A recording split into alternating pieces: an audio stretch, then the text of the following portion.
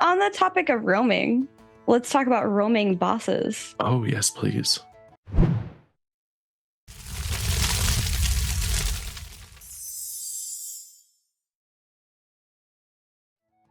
So this was a really cool idea that this person had on Reddit. And I just loved this. This was posted just like a day or so ago by Serdic the second, I think.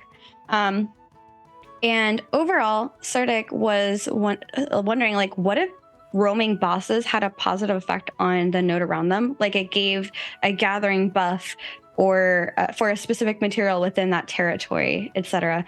And by gathering buff, like the examples were like a faster gathering speed or perhaps a slightly more stack of materials that you gathered.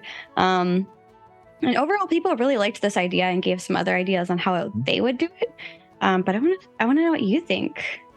Yeah, so I think it's a good idea, but there's always a but.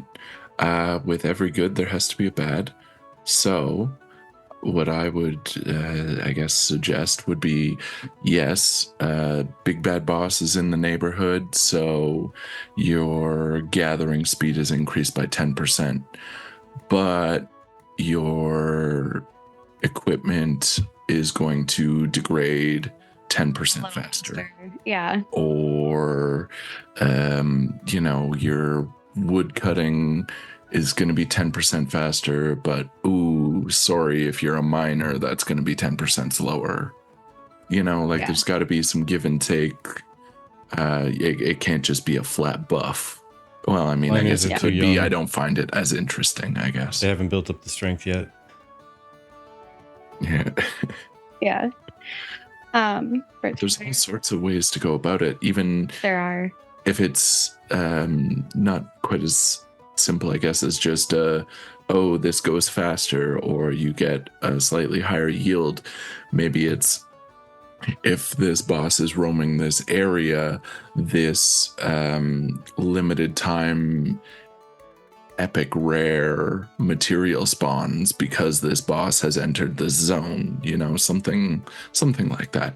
But I'm all for whatever iteration of that they would go with. Yeah, I think it'd be neat. It'd be a neat idea to, while they're wandering around, things are happening. I think it would be much more interesting if there was an additional reason to try to take out that world boss. Like while they're walking through, like Chumok or whatever they're walking through, there's I don't know, extra little like goblin things that jump out of the trees and attack people randomly within a certain area of him as he's stomping through. Like he brings a bunch of little buddies with him that you don't see until too late, because they're jumping behind you and jumping on your back and trying to steal your backpack squad. Or whatever. Yeah.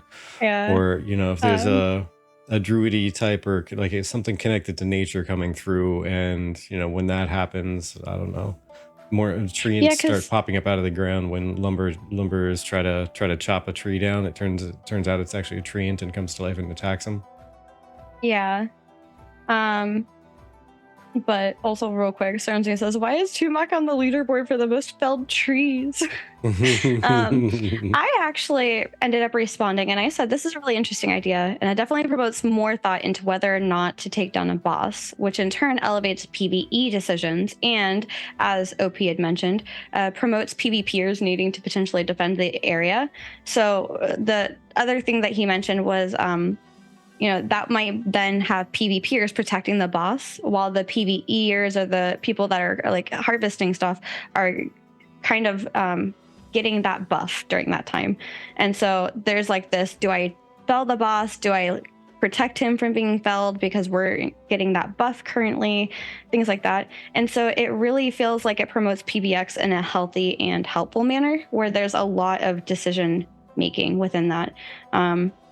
And I did agree that if it was zone specific, which is what Bad Magic was suggesting, that it'd be kind of a minor buff. It'd be only something for that node of influence. So going with the most recent Node Wars, if Miraleth had the boss, then that might be a good reason for Winstead to declare a node war on Miraleth to then gain access to that that ZOI of wherever that boss is kind of at, to then get that buff away from them, or potentially it might convince them to go kill the boss so that Miraleth doesn't get the buff. So it's like there's a lot of politics that goes into it, and I really like it. Yeah, that's great. And even I was thinking, like, while you were talking, I was like, oh, we talked about like dead servers earlier. Yeah. And it might be a nice little benefit, not even necessarily if the whole server's dead, but if you're an extra tryhard and you're on at 3:30 in the morning playing away and there's nobody else on your server and this boss spawns, you're like, well, I can't solo it, so like, what do I do? But at least you can take advantage of all these buffs or these benefits that it's providing to your region. Yeah. You know, sure, you can't kill it, but at least it's still providing you with some sort of benefit. So that would be nice. If it's Tumok, you put your lumbering bags on and you start following behind, picking up all the trees he knocks down. Exactly.